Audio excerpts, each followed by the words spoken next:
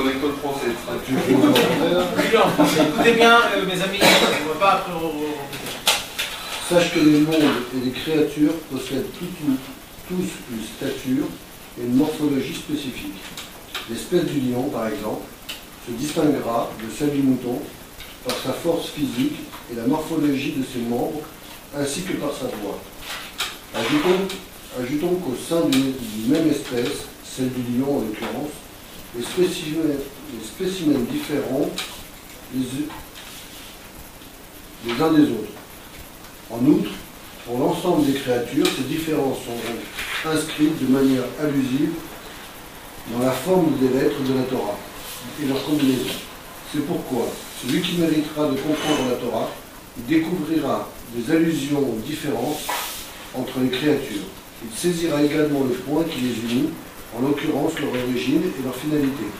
Car à l'origine, et en définitive, toutes les créatures se fondent dans une unité sans aucune diversité. Ok, maintenant numéro 2. Sache que, selon sa connaissance de la Torah et au niveau des phénomènes de la nature, l'homme recevra les règnes de ce monde et le soumettra à sa volonté. C'est ainsi que les lions se soumirent au prophète Daniel, car Daniel était un grand érudit en Torah et aucun mystère ne lui échappait. Daniel, verset 4-6. Il connaissait la nature du lion, car la nature se conforme au savoir de la Torah et s'y soumet. J'ai entendu, alors là, du coup, du côté. Non, ça c'est pas la peine. Pas la peine. Mais ça retourne en fait, ça veut dire Ouais. Ouais, c'est bon, c'est bon, ça va.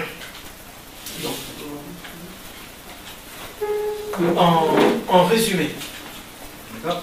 En résumé, Rabbeinu là, il nous dit deux choses importantes. La première chose qu'il nous dit, il nous dit que chaque chose qu'il y a dans le monde, chaque créature, tout ce qu'il y a dans le monde, tout ce que Dieu a créé pendant les 6 jours, même nous, chacun de nous tous, tous les arbres, chacun des arbres en particulier, chaque arbre qu'il y a dans le monde, chaque bête, chaque mouche, les lions, les moutons, les vaches, les poulets, les volatiles, tout ce que Akadosh Baruch Hu a créé, en particulier chacun, tout ce que Dieu a fait, même les choses qui poussent, même les choses qui ne poussent pas, c'est-à-dire qui sont d'eux-mêmes, qui sont minéral, comme ça, végétal, minéral animal. d'eux-mêmes.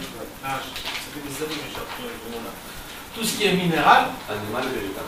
animal et végétal. Végétal. Non, végétal. Minéral, végétal, animal et humain.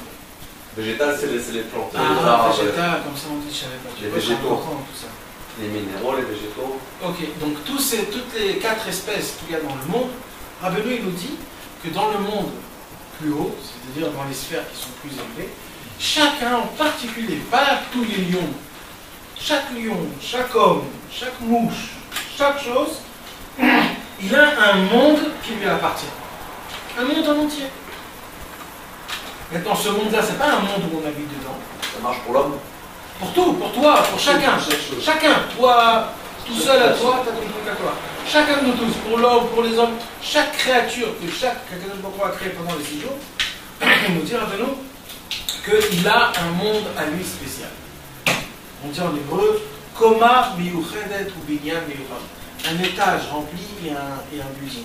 Mais en français, on dit un building, mais en fait, ce que ça veut dire c'est un monde. Et c'est quoi un monde? Un monde, il a besoin de plusieurs choses. Il y a plein de choses qui se passent dans un monde, il y a des trucs et tout ça. Donc en vérité, par rapport au monde qu'il y a en haut, comme ça on réagit en bas. C'est comme ça que ça marche. Ok? Et l'inversement. Non, pas inversement. L'inversement, c'est plus haut. C'est-à-dire par rapport à ce qu'il y a dans ce monde-ci, c'est comme ça qu'on réagit en bas. Là, je parle de la nature comme ça. Par rapport à ce monde d'en haut. Non. En bas, le monde d'en haut. Non. Par rapport à ce qu'il y a en haut, comme ça tu réagis en bas. Mais là, je parle de quelque chose de je parle de la nature, c'est-à-dire le matériel. Je ne parle pas maintenant spirituel. C'est-à-dire, si quelqu'un il est né avec, on va dire, un bossu, ou alors quelqu'un qui n'entend pas, ou alors quelqu'un qui a une voix comme ça et pas une autre. C'est pourquoi? C'est parce que dans le monde en haut, il y a quelque chose de spécial qui a fait que cet homme-là, il descend dans ce monde-ci comme ça. D'accord? Si on a des lunettes et qu'on ne voit pas très bien, c'est parce que dans ce monde-ci en haut, il manque quelque chose. que ce quelque chose-là, il fait que je suis descendu en bas et je suis comme je suis en bas. Ok? Ça, c'est des choses qui sont naturelles. Est-ce qu'on a compris ou vous n'avez pas compris ce que j'ai compris? Vous avez compris ça? Rien du tout? Tout compris. Maintenant, je continue. C'est des choses qui sont naturelles, ok? C'est-à-dire pas... On va pas commencer à parler de la... Piteva. Ouais, Piteva, on va pas rentrer dans la Torah et la Fila. Ça, c'est quelque chose d'autre complètement. Là, je parle. Et c'est pareil pour la mouche, c'est pareil pour les lions, c'est pareil. Chacun, ils ont tous un monde spécial. Et par rapport à ce qu'il y a dans ce monde-ci, on va dire c'est comme le cerveau du computer. C'est comme le moteur de la voiture, on va dire. C'est tout par rapport au moteur. Tu comprends, plus le moteur il est grand, plus la voiture elle fonce. Plus le moteur il est petit, la voiture elle va aller moins vite.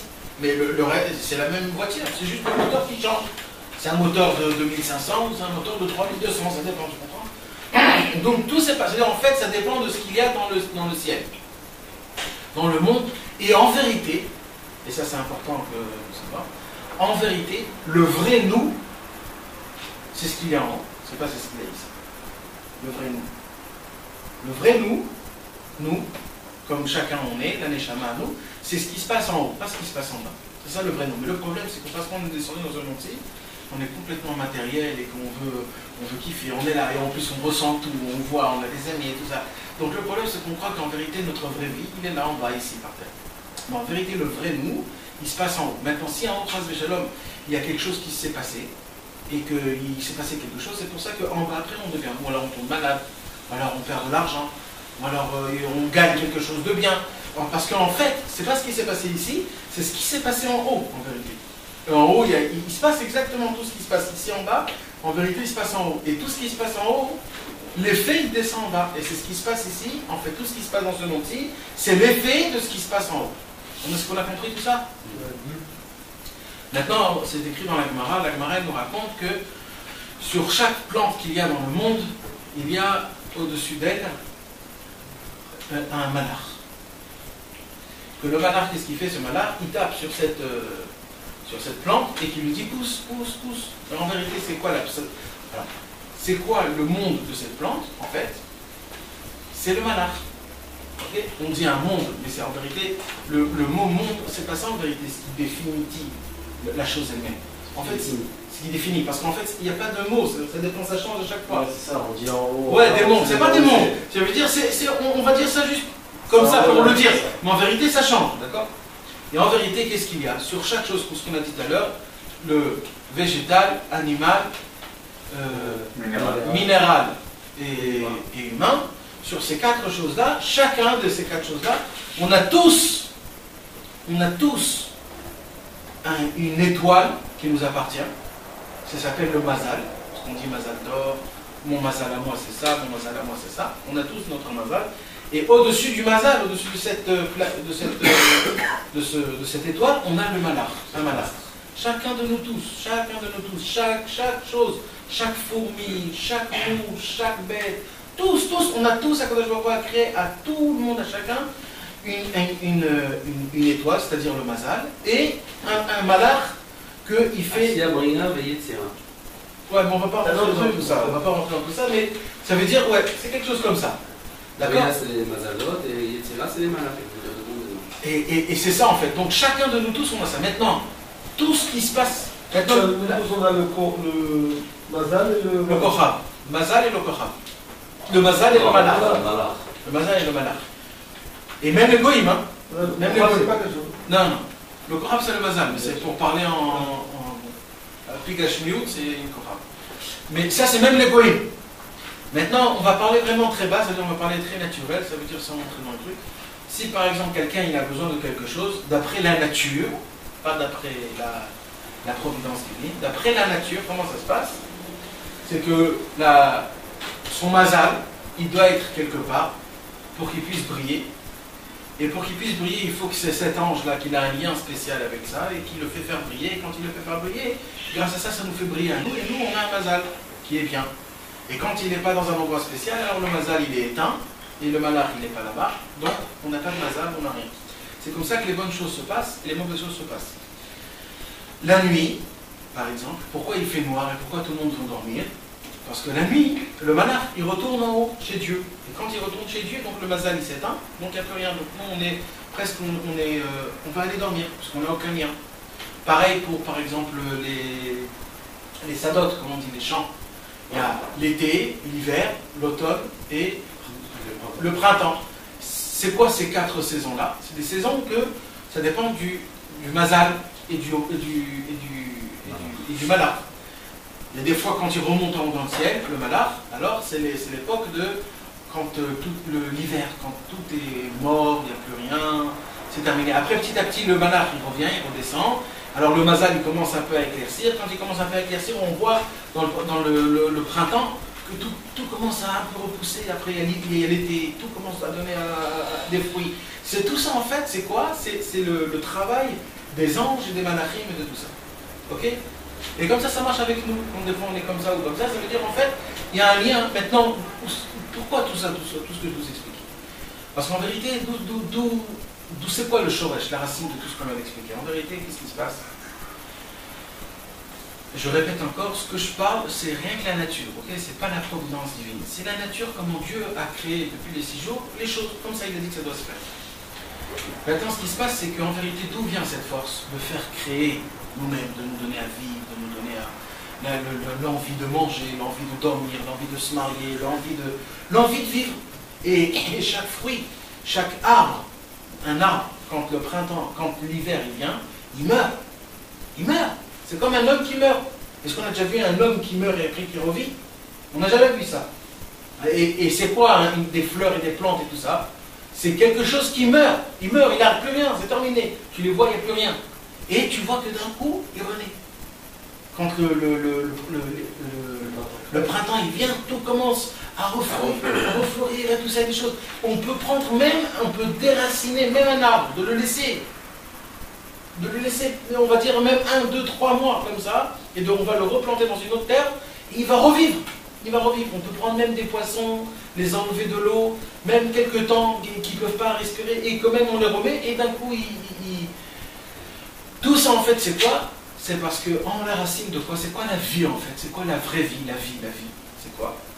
C'est le malach qui est propriétaire, comment on dit achraï? Qui est responsable de chacun.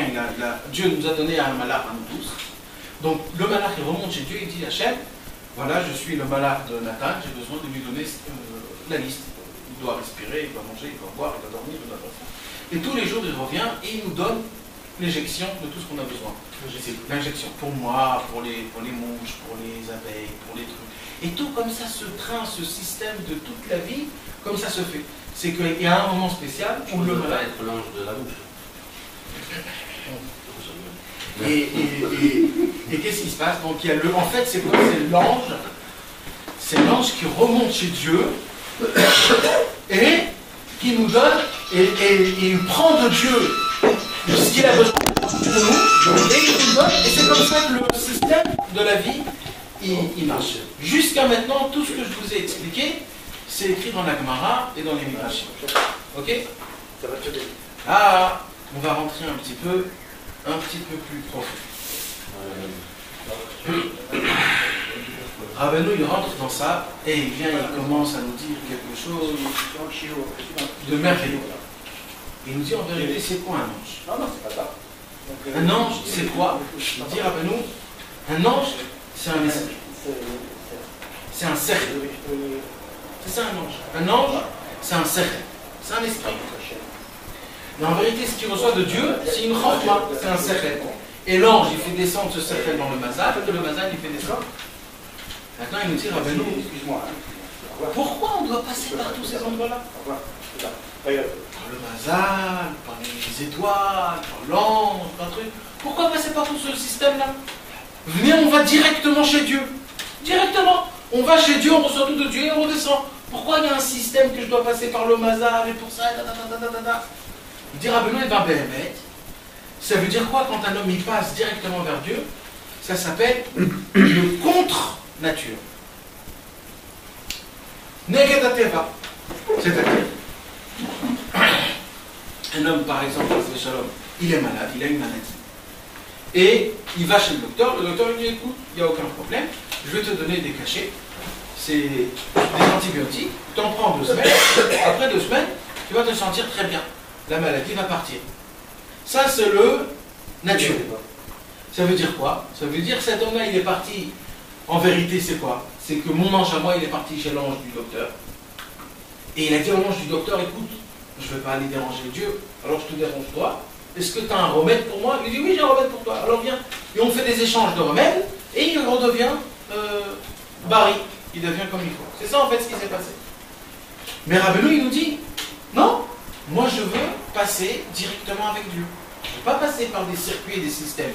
Pourquoi passer? C'est toujours pas bien de passer avec des circuits et des systèmes. Moi, je passe directement avec Dieu. Qu'est-ce qu'il nous dit Rabbeinu? Il nous dit, Rabbeinu, ce qu'il t'a dit, c'est naturel. Moi, je vais contre naturel.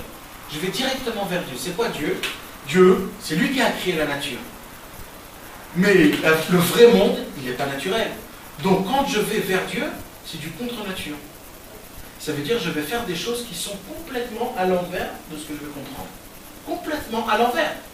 Pas, je ne vais pas l'entendre. À l'inverse, comme par exemple la Gemara nous raconte plusieurs histoires. Le monde est naturel. Le monde lui-même, il est naturel. Le monde physique, il va à le pire. On te donne le choix de vivre une vie naturelle, il n'y a aucun problème. C'est comme ça que le monde est créé. Dieu, il te donne le choix. Tu peux vivre une vie naturelle. Mais Rabbeinu, il pose la question, mais pourquoi vivre une vie à travers des intermédiaires? Va directement vers Dieu. Qu'est-ce que tu as besoin des malachim, des mazalot? Qu'est-ce que tu as besoin de tout ça? Mais ça ne s'arrête pas que là, parce que l'histoire, on va voir plus tard qu'est-ce qui va se passer, là, on va voir. Et ça, c'est spécial, c'est des très grands secrets, ce que je vous dis là maintenant.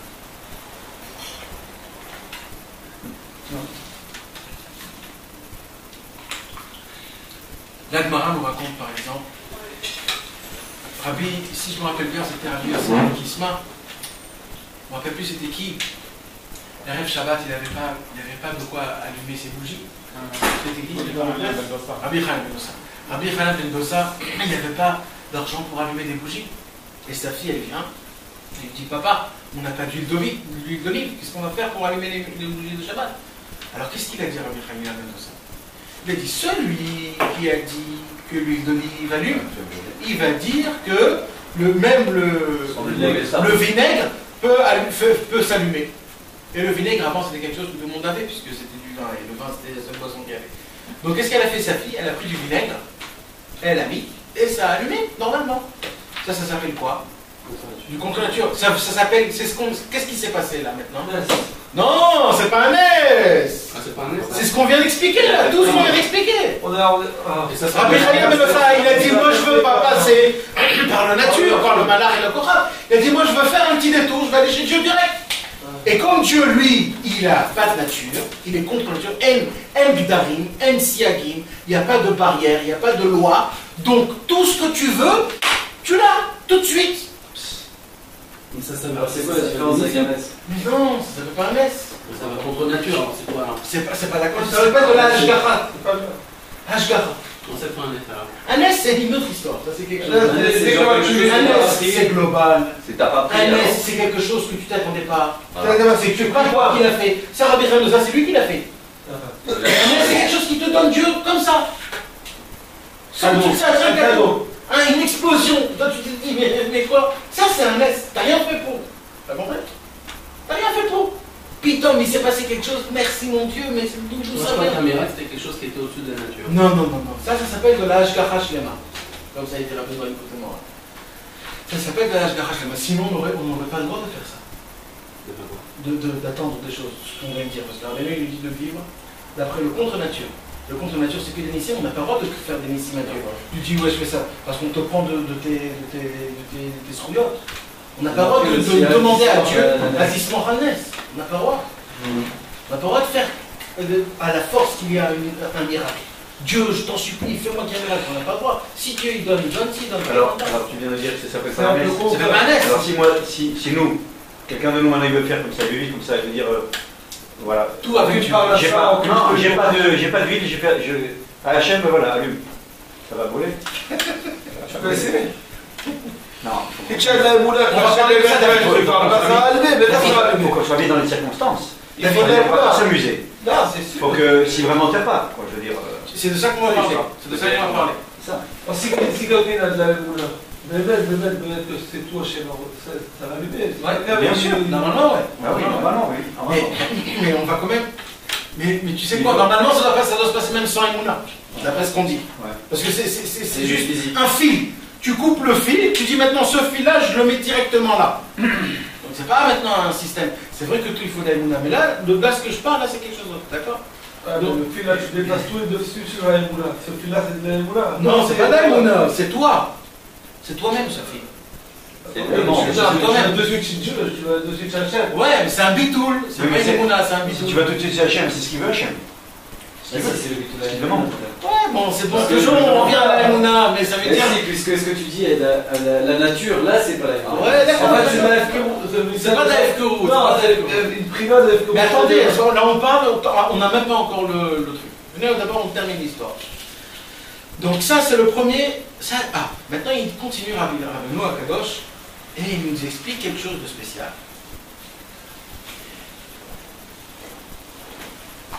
Il nous dit, Rabbeinu, vous savez où vous pouvez comprendre chaque chose d'où il reçoit.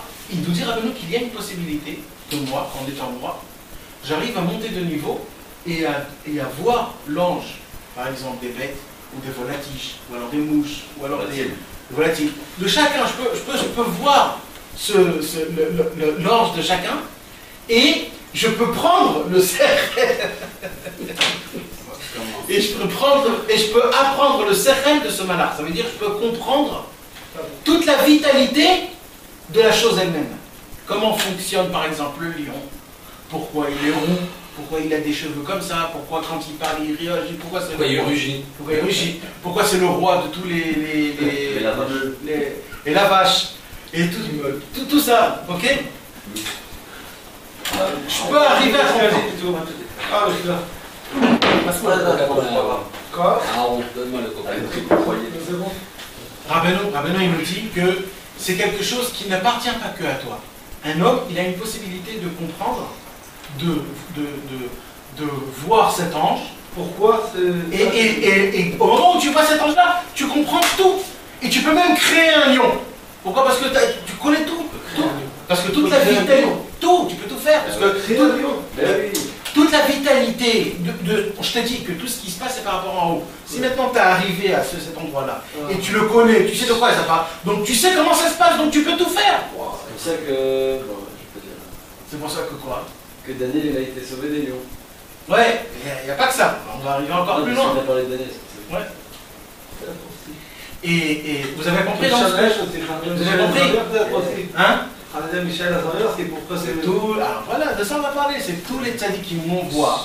Maintenant tu vas comprendre qu'en vérité, tous les tzadikim, ce qu'ils ont fait, ce ne sont pas des miracles.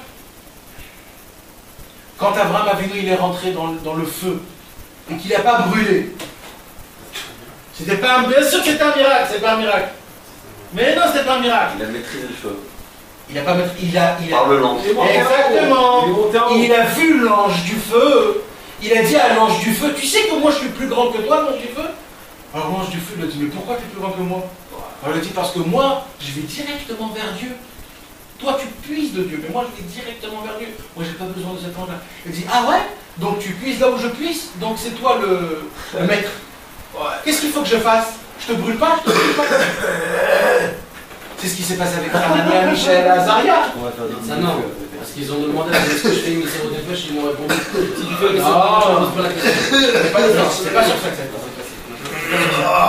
c'est sur la statue que vous rappelez de pas le feu. Vous avez compris? Ouais, vas-y. Je me rappelle une fois, il y a eu une recherche, c'était très longtemps, une dizaine d'années, quelqu'un qui parlait justement de la tfila et du Nes et tout. Il y a un marcha dans une Gemara, j'ai la référence quelque part, je l'ai rangé il y a assez longtemps. Et il dit qu'est-ce que c'est que le Nes et qu'est-ce que c'est que ce qui n'est pas Nes, ça s'appelle Avoda. Simplement Avoda. Ça veut dire que quand ce que tu dis que toi tu sais un Nes, je dis c'est pas un Nes. C'est pas un Nes, c'est Avoda Hashem. Ça veut dire que quand tu fais une prière, une tfila, tu demandes à Hashem qu'il réalise ce que tu veux directement, c'est-à-dire à Hachem, par la tfila, c'est directement à Hachem. Tu passes pas par les malachim, Et que Hachem il a dit, ça s'appelle pas un Nes. Ça s'appelle plus un miracle. Et c'est Marshak, c'est pas un Nes, c'est pas un miracle. C'est Avoda, Avoda d'Hachem. Maintenant, et il dit là-bas, il dit, pourquoi on dit Nes? Toujours on dit Nes, Nes, Nes. Il dit pourquoi? Il dit parce que quand on dit Nes, c'est que les tzadikim ils disent qu'il y a eu un Nes, tout ça, c'est pour te montrer la nava des tzadikim. Parce qu'ils ne veulent pas prendre ça comme quoi c'est pour eux. C'est eux qui ont fait ça. Qui ont fait ça, Avoda. Alors il dit c'est un Nes. Il a fait mort. C'est Hachem qui a fait, pas eux. Ah, c'est fort. C'est un marshal. Et j'ai les références. Je l'ai retrouvé, j'ai dans les petits papiers quelque part. Ah, il dit Un marshal, c'est un miracle, c'est pas une abonnade. Ouais, c'est Avoda, c'est pas Nes. Non, il se pour dire, on a dit dans les cours respiro. Alors, mais pourquoi on dit Nes? Toi aussi, tu vois, nous on se trompe, on croit que c'est Nes. C'est la même chose. Pourquoi on dit Nes? Ils ont respiré, c'est un Non, Nes. c'est pas un Nes. Bon, eux, ils disent, Hachem il a fait un Nes par humilité. C'est ça. Et des cours respiro aussi. Ça Hein? des cours respiro. Qui connaissait la Ça nature baisse. de l'huile, la nature de C'est naturel quand on dit. vinaigre. Alors, C'est naturel, ça. connaissant la nature, C'est- on change la chose. Alors, C'est la Teva que Hachem nous a fait. Ouais, c'est bon aussi, ça Nes. il parlait Tout est Nes. dans la nature, ce que nous, c'est le on prend. bâton qui fait La vraie nature, alors, c'est autre chose. qui fait le Par exemple, miracle est pas dit. sur Ça aurait pu faire une mauvaise entente. dans le futur, les lions, ils vont Attends, pas de respirer, ça Nes. Hein? De respirer. Ils vont pas être. Il y aura une C'est naturel, mais ça Nes. Global dans tout le monde. Toute la nature, c'est ça Nes. Mais ça s'appelle naturel. Naturel. Parce que Dieu a créé un système dans le monde qu'il y a de l'air, exactement pour le monde, et que cette air-là, tu peux la respirer, ça te donne de la force. Alors, quelqu'un qui est en dessous de l'eau, on fait des bons respirer, s'il coupe le truc, il monte le Ouais. C'est pas sa vraie nature. La vraie nature, Ça va pas. c'est pas d'être féroce. Celui qui est sous l'eau, c'est pas naturel. Ça cause des masses. Celui qui est sous l'eau, Ouais. il fait du sous l'eau, il C'est nage pas sous naturel. l'eau. C'est pas naturel. Il a pas prié, donc c'est Nes. Si elle a prié, Ça Nes. C'est un Nes. Non, s'il a pas prié, s'il a prié, qu'il est rentré sous l'eau, S'il prie, Mais alors, pourquoi un miracle ça donne Non mais tu sais qui quand tu te plonges Un maintenant, miracle ça donne tu mets du sous l'eau, t'as pas prié avant. si tu pries, arrête la respiration. C'est une chose naturelle. Arrêtez ta respiration. Par contre, si tu restes 10 minutes sous l'eau, alors là on commence à parler d'autre chose. non, mais là, la prière, C'est un miracle, c'est en fait. c'est pas un miracle. Si tu pries, c'est pas un miracle. Dans la mikvé, Pendant X années, il est rentré il a avec sauvé de tous nos ennemis, etc. fait des Mais nous, on n'a rien fait, on n'a même pas demandé, on n'a même pas prié. ni dit merci, ni rien. On a eu notre parnassa pendant 20 ans, on a prié, qui est on champion a de fait, donc ça c'est aussi un karaté, miracle. tout ça là. Bon, il a un ancien là, Qui c'était? pris Rabbi Israël chez lui. Il avait emmené le mikvé de Givat Shaul. Ouais, et après, il y a encore. Non. Il a une salle à Strauss, il a une salle de sport. Ah, Le choix se faire. faire. Non, à Ashkenaz. Le choix se faire. Yo, je sais pas, ça fait. Ah ouais. Ouais. C'est Ashkenaz, non? Ouais, Tu l'as fait. Alors, il avait emmené Rabbi Israël au mikvé le matin, ils avaient la clé très tôt. Et il est rentré avec Rabbi Israël, il a fermé le mikvé. Parce qu'il était tôt encore. Maintenant, Rabbi Israël, il rentre dans le mikvé avec Rabbi Israël, et Rabbi Israël, il se trompe. Et maintenant, il ne sort plus. Et lui, il est à côté de lui, il a peur qu'il se passe quelque chose, il ne sort plus. Et même, il veut le bloquer, comme ça. Et ça, je l'ai entendu de lui, hein, c'était au Kotel, c'était, je crois, à Shechana, ou je sais pas quoi. Il y a longtemps. Et il ne veut plus sortir. Il passe 10 minutes, un quart d'heure, il a peur. Et les gens, ils tapent à la porte pendant du mikvé, ils veulent rentrer. Et lui, il est fou parce qu'il dit, il va mourir, ils vont croire que je l'ai tué. Et il ne sait plus quoi faire. Et alors, 10 minutes, un quart d'heure. Un quart d'heure. C'est comme ça, il a dit. Et après, il est sorti à Israël, il a crié dessus, il a hurlé dessus. Il a dit, qu'est-ce que tu veux faire? Laisse-moi Tranquille, pourquoi tu me déranges et tout? Il dit, j'ai eu, comme ça, il a dit, j'ai eu un cadeau d'Hachem qui m'a donné ce cadeau de pouvoir rester aussi longtemps comme ça. Encore une fois, lui, il dit le mot Nes, mais c'est un cadeau qu'il a eu, ça veut dire quoi? Il a prié, il a demandé à Hachem de pouvoir rester en haut, dans l'eau, pour pouvoir faire beaucoup de tuiles, beaucoup de demandes, des choses comme ça. Mais il a prié pour ça, ça veut dire. Alors encore une fois, ça ne s'appelle pas un Nes, ça s'appelle c'est une avodat d'Hachem, qu'Hachem il a donné en contrepartie son salaire. Et ah oui, c'est ça qu'il explique là-bas. Il dit que c'est quoi la avoda? Quand tu fais une avoda, tu travailles, on te paye. C'est quoi le salaire? La paye qu'on te donne en contrepartie de la avoda. C'est ce que tu demandes. C'est-à-dire, tu pries, tu travailles, on te donne ce que tu as demandé. Et c'est ça aussi, je me rappelle également dans les Marshall, ça.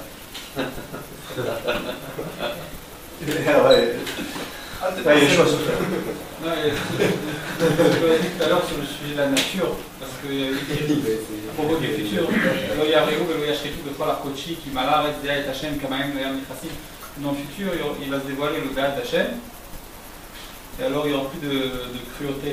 Le lion, il ne va pas dévorer le mouton, le zèbre, tous les animaux, ils vont en réalité, il y a une harmonie entre tout. Pourquoi? Parce que le monde il va se remplir de dates Hachem qui vont tous connaître Hachem. Tout le monde va connaître. Même le date il va arriver chez les animaux. Et en réalité, ça nous dévoile qu'en réalité, la vraie nature du lion, c'est pas de dévorer. C'est parce que nous, on a pris des livres de sciences naturelles, on voit le lion, il dévore tel truc. En réalité, c'est pas du tout la nature du lion de dévorer ou du loup.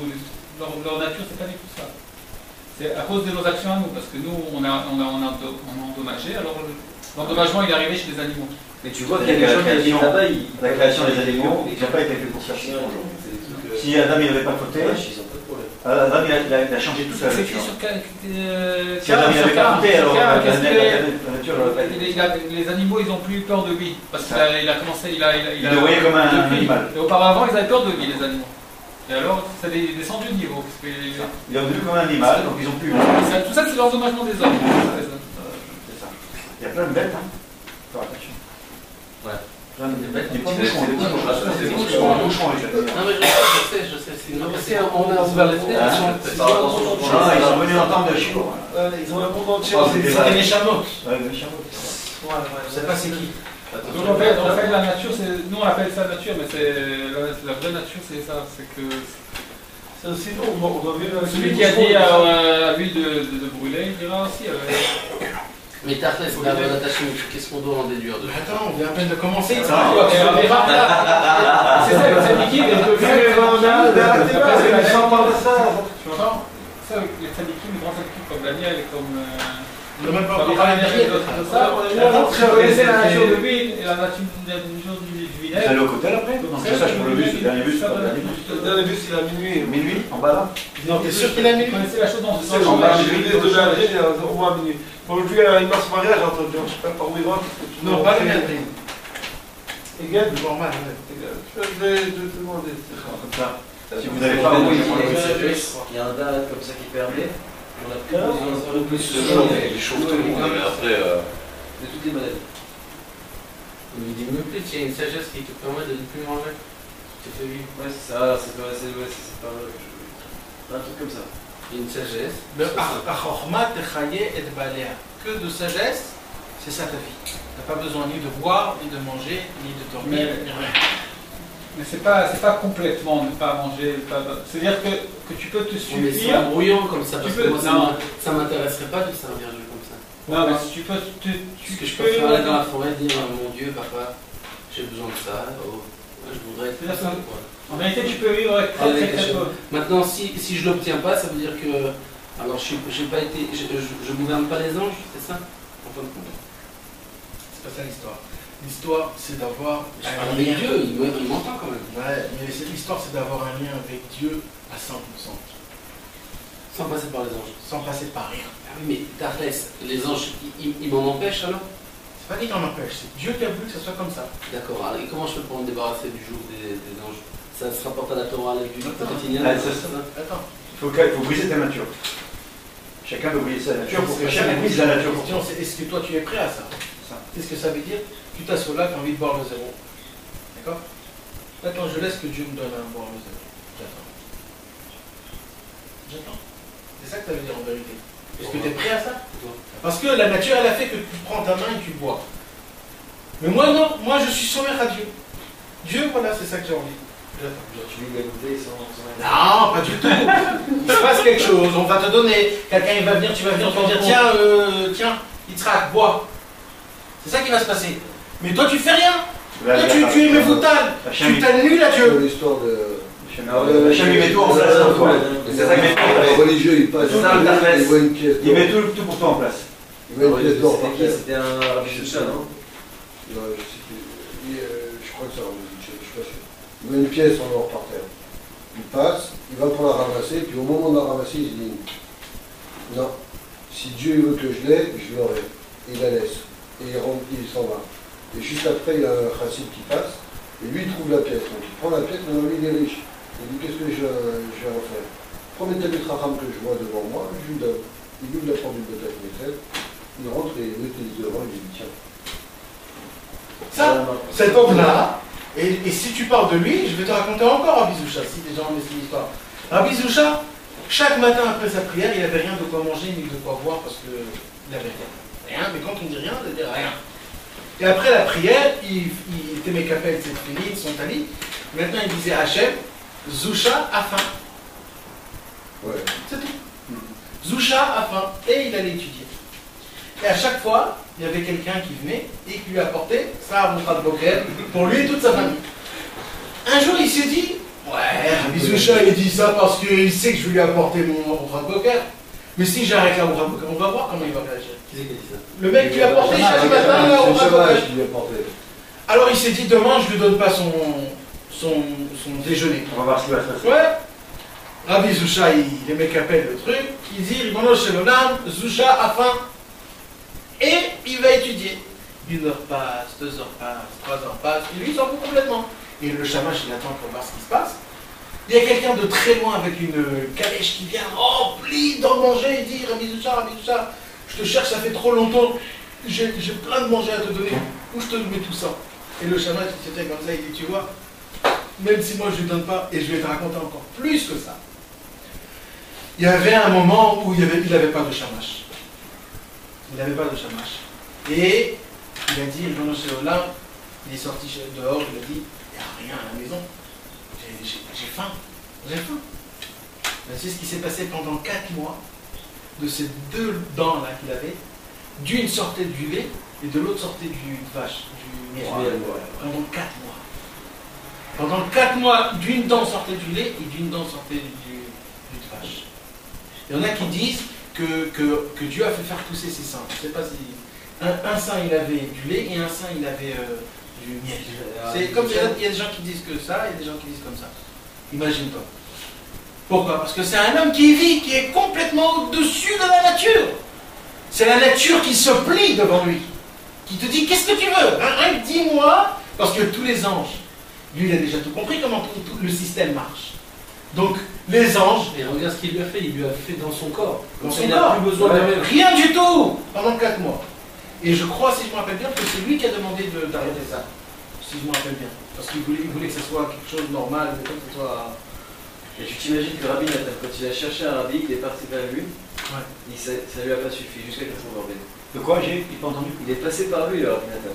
Il est passé par lui, il a voulu s'annuler à lui, mais ça lui a pas suffi. Il est parti chez Rabbi Yitzhak Berditchev, ça lui a pas suffi jusqu'à qu'il est parti chez Rabbi. Ah, c'est de l'humanisme, Ils sont partis. Mais Rabbi Zoucha, il était aussi cachot avec Rabbi Nathan. Au début, il y a longtemps. Rabbi Nathan, quand il était encore jeune, il est parti chez Rabbi Zoucha. Au début, quand il s'est rapproché de la Chassidut. D'accord. Et parce qu'il y a une très très grande différence entre un syndic qui sert Dieu et un syndic qui peut transmettre sa lumière. Mais on ne parle pas de ça, parce que ça nous... Et si Razé Shalom on se trompe, on ne veut pas. Exact. Donc, maintenant, viens, on revient au concret, on s'est un peu trop tartiné.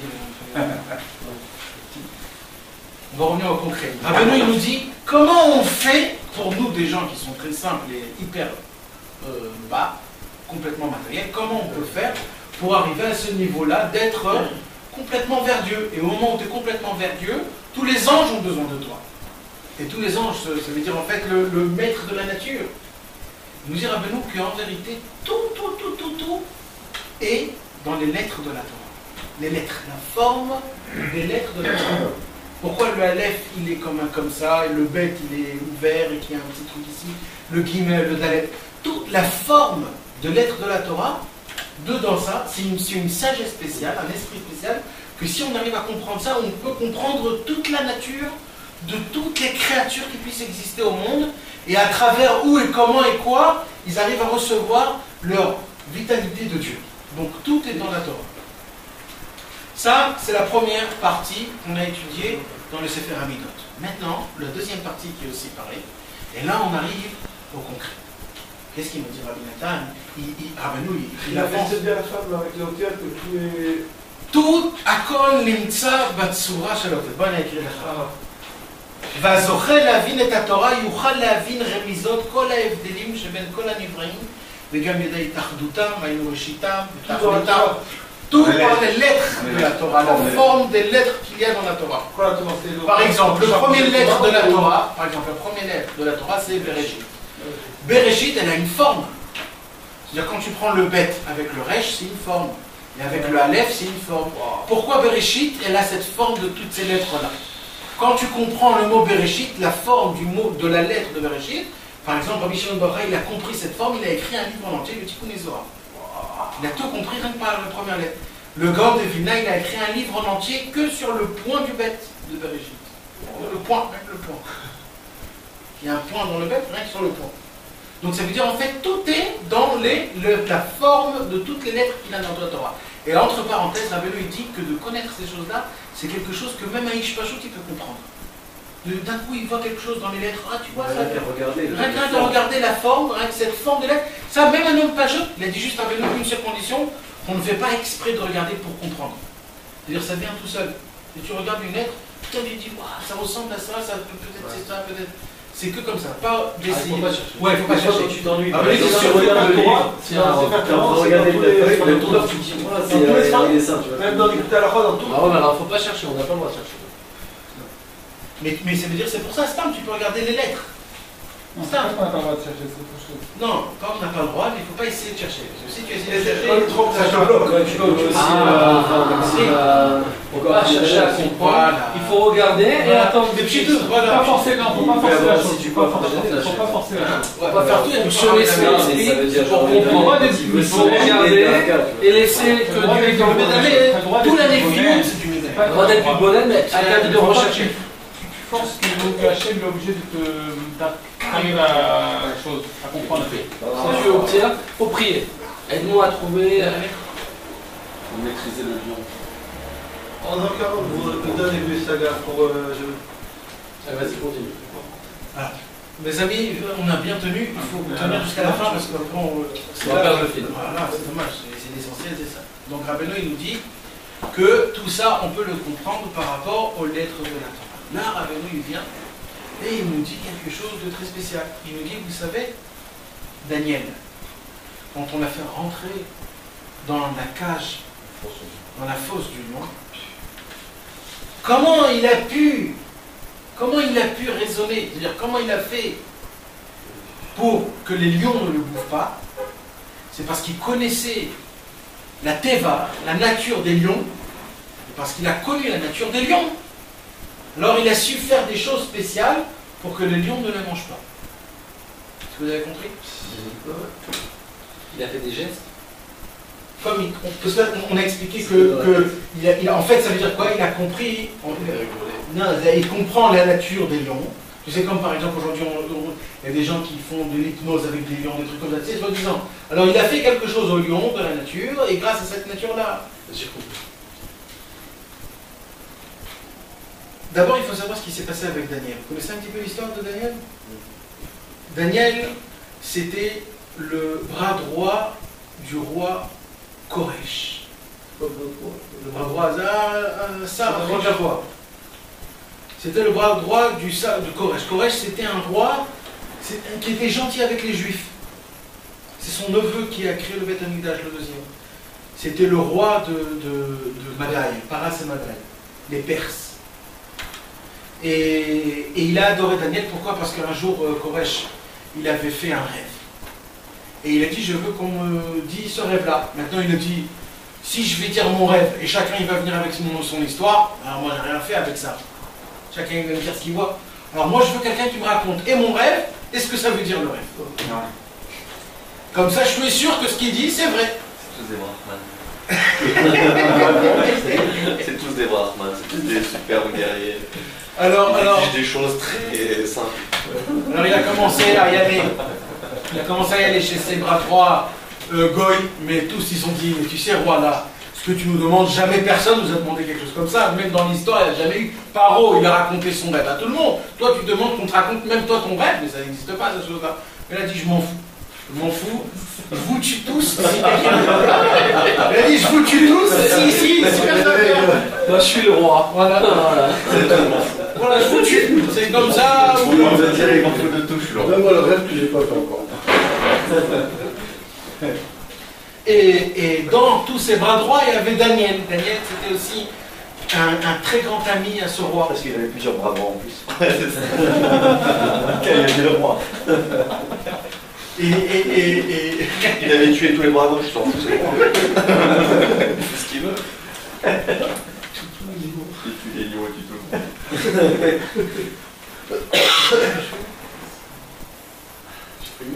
Et donc Daniel, il a compris que aussi sa vie est en danger.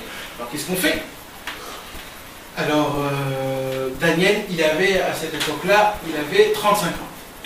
C'était un des plus jeunes de tous ces bras droits du roi Koresh. Et comme c'était important, parce que Daniel c'était le représentant des Juifs, donc c'était important qu'au moins il doit apporter quelque chose. Alors il a appelé ses amis, Hanania, Michel, Azaria, les trois. Il a dit, vous en supplie, priez beaucoup pour que je puisse trouver ça. Et ils ont prié beaucoup jusqu'à que Daniel, il a vu le rêve de Koresh, et ce que ça voulait dire. Et il est parti chez Koresh, et il a dit à Koresh, écoute-moi Koresh, c'est ça que tu as rêvé, et c'est ça que ça veut dire. Koresh, il était ébloui, il a dit ça, j'ai jamais vu de ma vie. Et il a pris, il a mis le plus haut, il a dit, toute ma vie je vais être avec vous les Juifs, je vais vous aider, toujours ça, pour ça. Et quand ils ont vu les autres bras droits ça, ils ne pouvaient pas supporter. Comment ce Juif pourri là, il vient, il commence à dire des choses comme ça, ils ne pouvaient pas supporter. Maintenant, ils ne peuvent rien faire puisque le roi, c'est son amoureux, c'est Ça a éveillé la jalousie chez les... mais une jalousie énorme, parce que maintenant le roi, c'est son amoureux, c'est pas encore un stam. Il adore, il l'admire et tout ça. Alors ils se sont dit, on va essayer de faire quelque chose de spécial. Ils sont partis chez Koresh, ils ont dit, écoute Koresh, tu vas faire pendant 30 jours, comme tu n'as jamais rien demandé de ton peuple, jamais de ta vie, tu n'as rien demandé à ton peuple. Bien. Et normalement, un roi, il doit demander quelque chose de son peuple. Tu vas demander pendant 30 jours que toutes les demandes que vous avez que par mois. Chacun qui a besoin de quelque chose, du lait, tu ne vas pas au Macolet, tu vas acheter du lait. Tu viens chez le roi il va donner du lait. Les prières, tu vas prier chez le roi. Tout doit passer par moi pendant 30 jours, pour qu'on puisse voir que c'est lui le vrai roi, et le roi de tous les rois, le grand roi. Et Bémet, c'était le plus grand roi de la terre en vérité. Et c'est ce qui s'est passé pendant 30 jours. Toutes les demandes qu'un homme il avait, c'était chez le roi. Le roi il avait fait ouvrir quelque chose, il avait tout, du riz, du lait, tous les besoins qu'un homme peut avoir, le roi avait. Maintenant le problème c'est que les Juifs prient 3 fois par jour. Et d'après ce que le roi dit, c'est qu'on n'a plus le droit de prier. Le Kadosh Baruch Hu, il faut qu'on aille prier le roi. C'est-à-dire si on doit prier, on doit se prosterner devant le roi et prier devant le roi. Et malheureusement, beaucoup de Juifs sont partis là-bas. Maintenant, les Chachamim, qu'est-ce qu'ils ont fait? Ils ont fait un décret, ils ont fait un dîme, que comme on ne prie pas vraiment le roi, juste on se prosterne devant lui, donc c'est permis, comme c'est que 30 jours, c'est permis. Parce que sinon, il va tous nous tuer. Mais Daniel, il a dit pas du tout. Mais vous êtes fous, mais jamais de la vie. Il a dit, moi je ne prends pas ce sac-là. C'est comme portefeuille. Exactement. Et il a appelé Hanania, Michel, Azaria. Hanania, Michel, a dit, qu'est-ce que tu dis, Daniel? Il a dit, nous, on ne fait pas ça. Et Hanania, Michel, Azaria, ils n'ont pas fait ça. Maintenant, la Gemara, elle pose une question très forte. Elle dit, ce qu'il a fait Daniel, c'était un saut. Parce qu'il met sa vie en danger, et pas que sa vie, la vie de tout le peuple juif. Alors quoi? Parce que tu veux être un sadique, tu veux être sadique à la Cheshbon Acherim, sur le compte des autres. Si tu le fais toi tout seul, tranquille, pourquoi tu dis aux autres non? On va comprendre après. Et Daniel, il a dit, je fais pas ça. Et au moment où il est arrivé, où ils ont vu que Daniel ne priait chez lui à la maison, au Kivoun du côté de la Maharavi, les militaires, ils sont venus, ils l'ont attrapé, et le roi Koresh, il a dit, encore une fois, ils veulent me faire tomber. Il a compris que tout ça, c'était une manigance des autres. Alors, il a dit, Daniel, excuse-moi, mais je peux rien faire. C'est eux, c'est ce que j'ai dit, j'ai pas fait attention, je savais pas que ça voulait dire ça. Et ils ont préparé 1464 lions. Waouh! T'as fait plus sa mère d'Alep. 1464 lions qu'ils n'ont pas mangé pendant 3 jours. Pendant 3 jours, ils n'ont pas mangé. Comme ça écrit. 1464. Tafkouf sa mère d'Alep. 1464 lions. ils n'ont pas mangé 3 jours, ils les ont mis dans une fosse et ils ont fait faire descendre Daniel. Imagine-toi, Daniel, dans tous ses états, il est descendu en bas et c'était tout fermé, on ne savait pas. Et le roi Koresh, il a prié toute la nuit pour qu'il ne mange pas Daniel. Ouais, il était gentil. Ouais. Il croyait en Dieu. Non, il a prié son Dieu à lui. Mais il a dit à Daniel, ton Dieu que tu pries, je suis sûr qu'il va t'aider. Et le lendemain matin, ils enlèvent la truc et ils voient Daniel autour des lions, il n'y a aucun problème, tout marche. Les lions se prosternent. Et les lions se prosternent devant lui, il n'y avait rien du tout. Et ils ont vite remonté Daniel, et là, tous les braves rois qui ont fait ça, il les a tous tués, eux. Ils ont fait rentrer dans les 1464 lions. Et en moins d'une seconde, il ne restait plus rien. Ils ne sont même pas descendus par terre. Ouais. Ils étaient dans l'air et ils ont déjà explosé, les mecs. Et Daniel était juste à côté, juste avant. De là, on a vu c'était quoi la grandeur de Daniel. Donc ça, c'est l'histoire. Maintenant, Rabbeinu, il nous dit que, en fait, qu'est-ce qui s'est passé? Vous savez... Ah, je dois partir.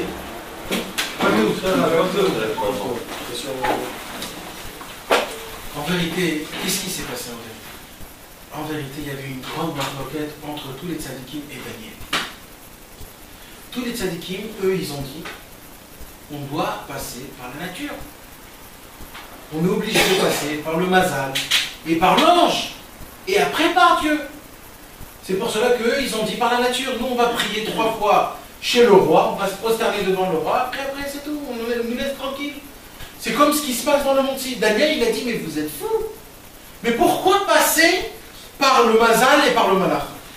Pourquoi pas aller directement vers Dieu? On vient, on fait une croix sur ce roi, même si c'est notre ami, même si c'est notre tout, et on va directement à Dieu. On prie que vers Dieu, on ne prie pas vers le roi.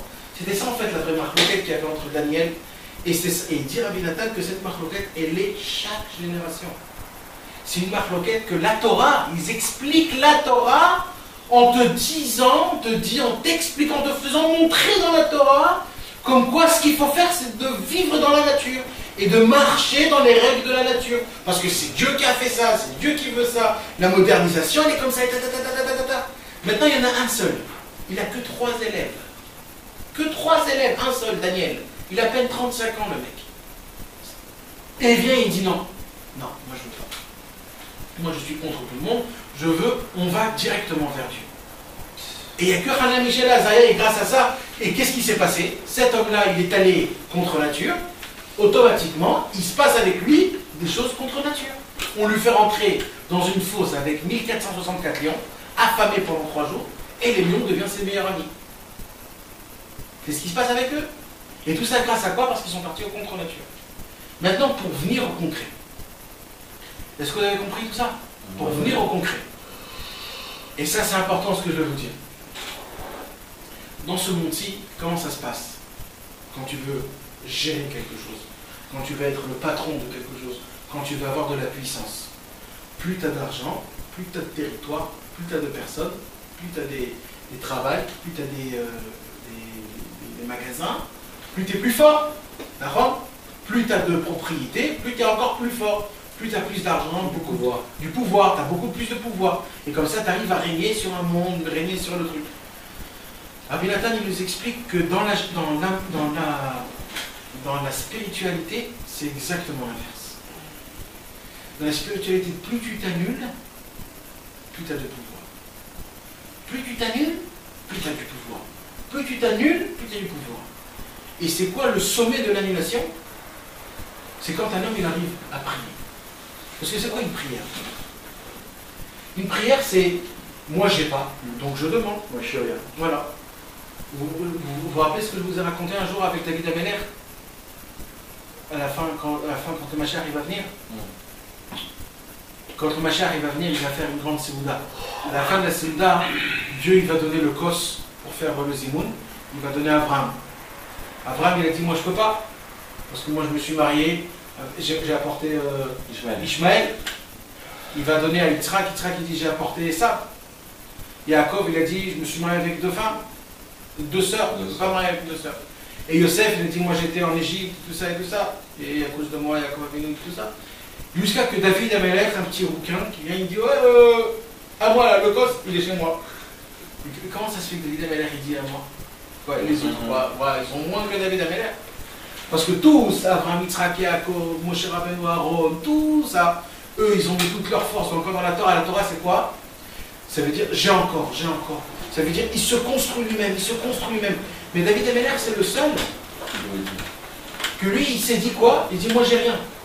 Donc si j'ai rien, je demande tout à Dieu. Non, je sais pas pourquoi David Améler, il a pas de Torah, les autres avaient la Torah. Non, David Améler, il a fait que des Téhilim. Il a fait que le C'est lui qui a fait les Téhilim. Qu'est-ce que ça veut dire que les autres avaient la Torah? Avant, David Améler, il n'y avait pas de tefila. Tout était Torah. Tout était du Torah. Tout était par rapport à la Torah. Maintenant, la Torah, c'est personnel. Ça veut dire, il y a un sommet où tu arrives. Il y a un sommet. C'est-à-dire, même si tu fais plus que 100%, il y a quand même un sommet où tu arrives. Et ce sommet-là, par rapport à Dieu, c'est rien du tout. Maintenant, quand tu viens de base, comme David, tu dis, moi, j'ai rien depuis le début, tout, c'est moi Dieu. Moi, j'ai rien. Alors, lui, c'est quoi son sommet? C'est Dieu. T'as compris? C'est comme, par exemple, le Baal Shem Tov. Un jour, il a dit à Kadosh Baruch Hu, montre-moi quelqu'un qui prie mieux que moi. Alors le Baal Shem Tov, il a dit ok, il l'a emmené chez quelqu'un, c'est quelqu'un qui s'y faisait. Il disait Aleph, Bet, Gimel, Dalet, Vav, Zayin, Chet, Bet, Yud, Chaf, Lamed, Men, Nun, Samer, Ayin, Pe, Tzadik, Kuf, Resh, Shin, Taf. Il dit maintenant Dieu, je te donne tous ces lettres-là, prie pour moi. Alors c'est sûr que Dieu prie mieux que le Baal Shem Tov. Tu comprends? Lui, il a tout donné à Dieu. C'est pareil, David Améler, lui, il a dit à Kadosh Baruch Hu, moi je sais rien. Tout, je te demande à toi. Tout fait pour moi. Donc c'est Dieu qui fait. Donc David Améler, il est au-dessus de tout. Pourquoi? Grâce à sa prière. C'est la prière qui lui a fait faire ça. Et les autres, ils étaient des plus grands et tout ça. Mais quand même, il y a un endroit où ça s'arrête. C'est pour cela que David Améler, et c'est pareil ça. La tfila, c'est le bitoul. La tfila, c'est l'annulation. Quand un homme il prie, il s'annule.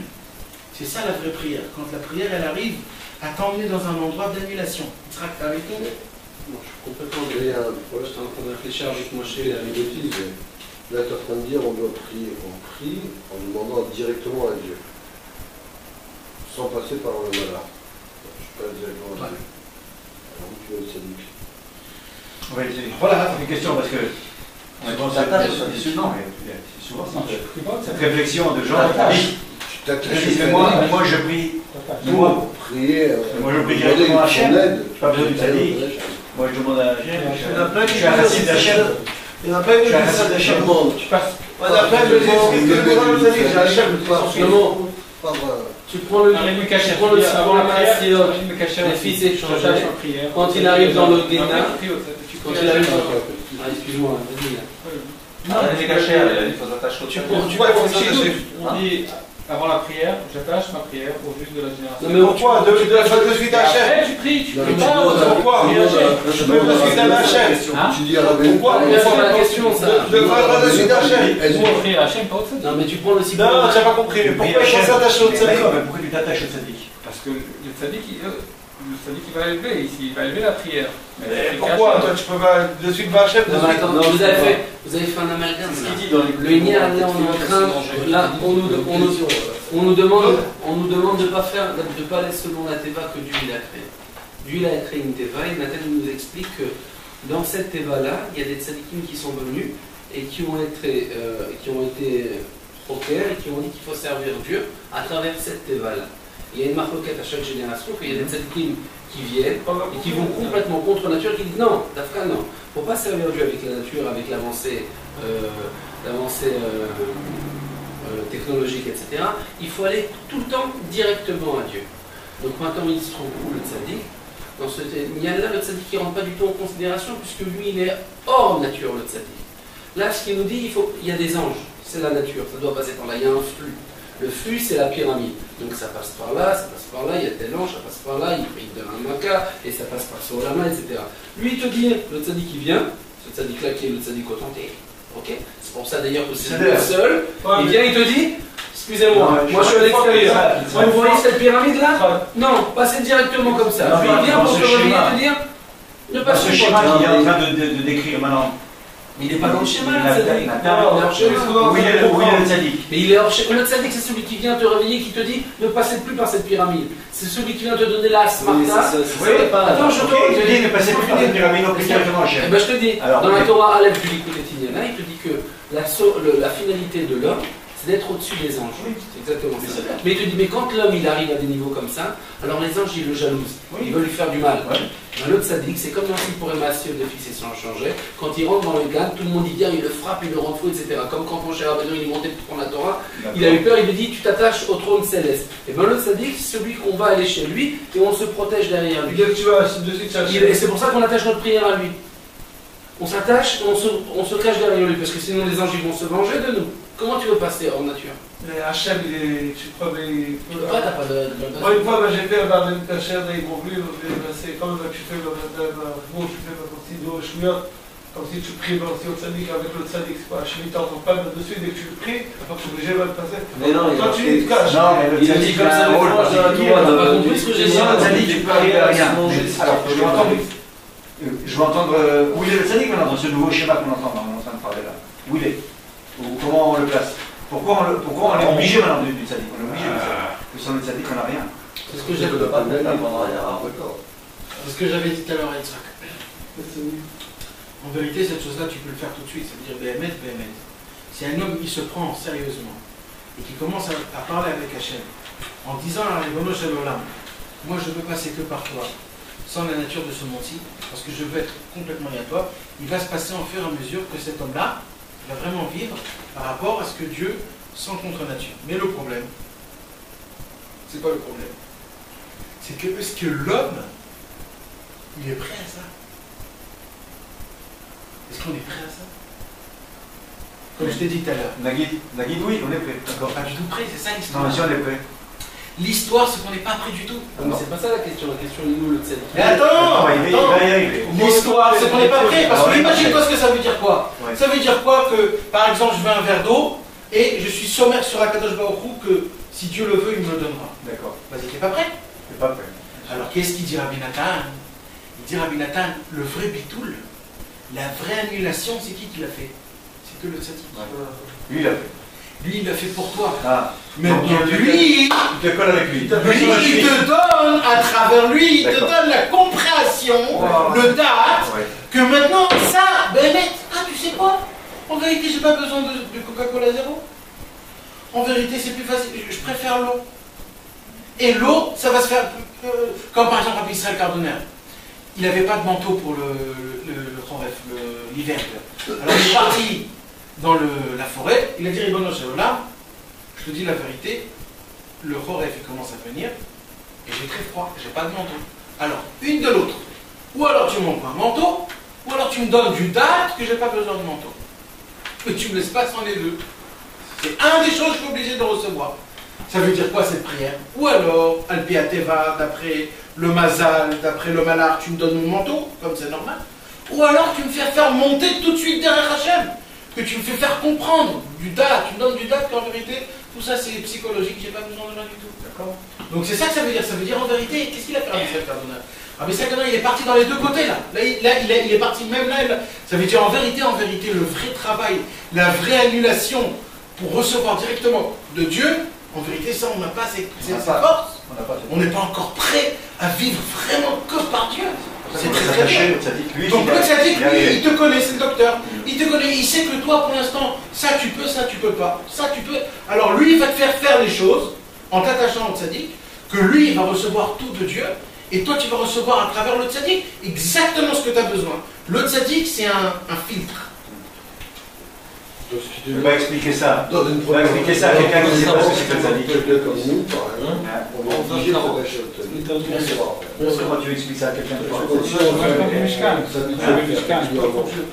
Celui qui a amené un corban à l'époque, il n'avait pas fait part de Mishkan chez Mais en vérité, c'est infiniment.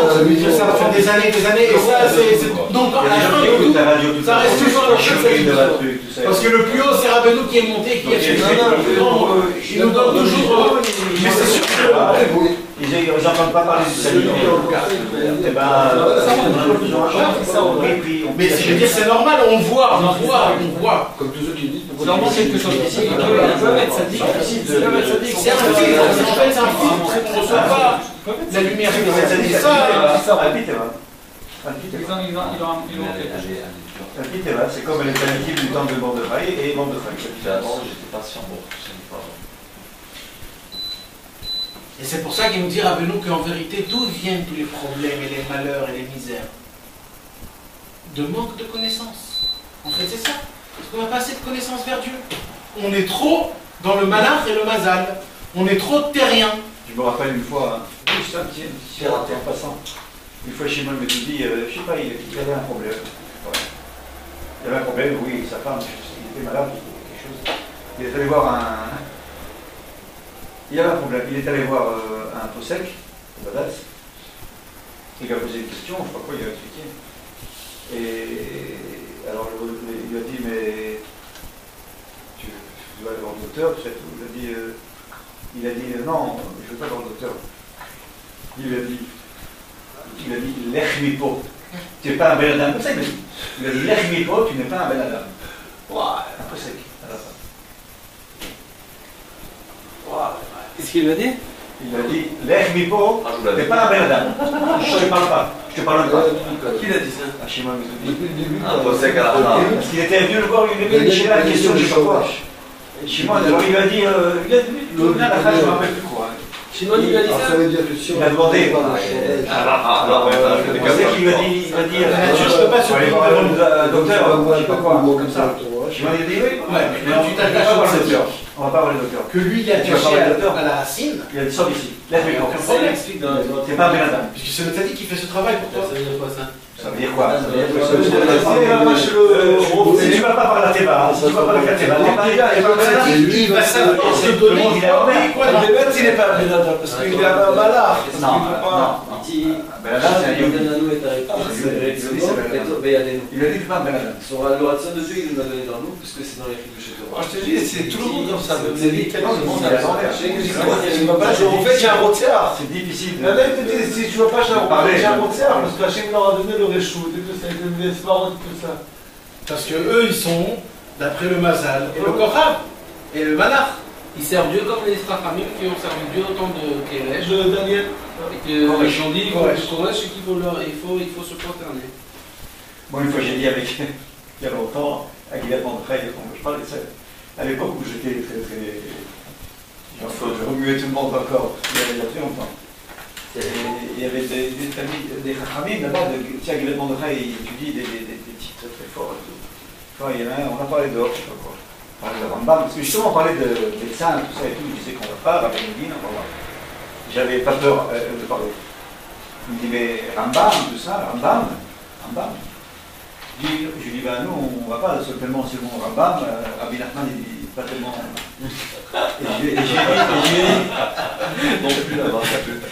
Et j'ai dit, mais Rambam, en vérité, oui, c'est vrai, mais c'est un pitéva. Je dis, Rambam, tout ce qu'il a écrit, tout ce qu'il a donné comme conseil et tout, c'est pour les goyim.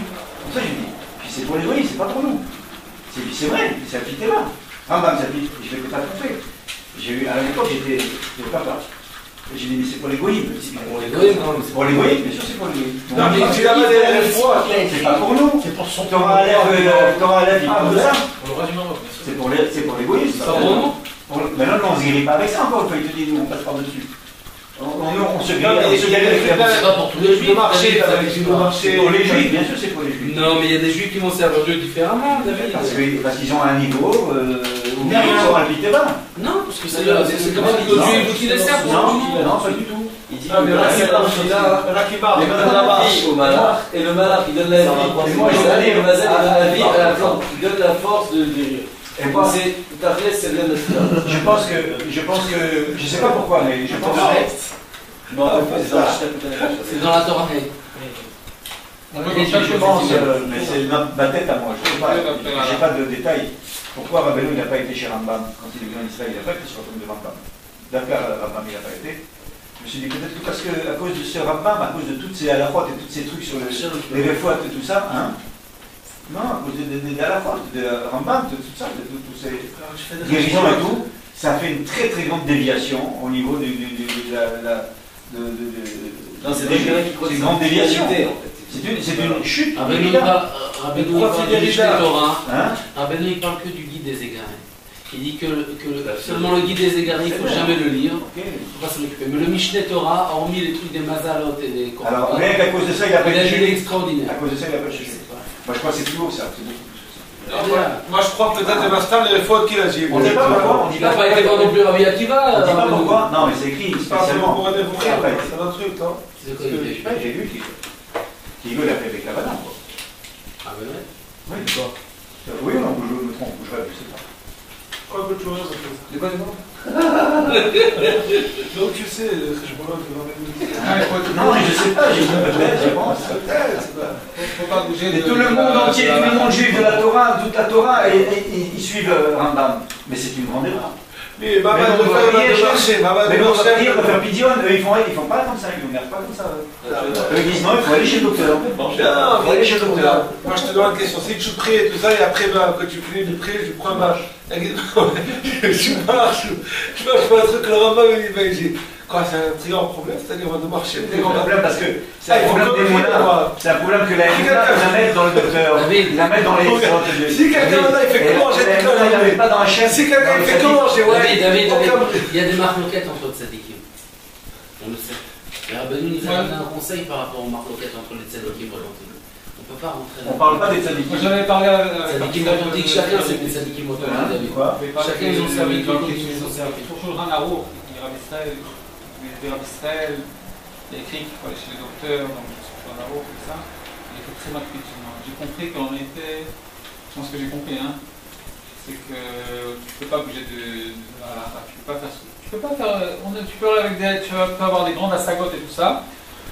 Tu dois pas bouger du Shulchan Aruch. Bien sûr. Et par exemple, le Shulchan Aruch, le Rif dit que celui qui va chez un docteur pour quelque chose de pnim, c'est un Doved Avodazara, c'est un hérétique. Quoi?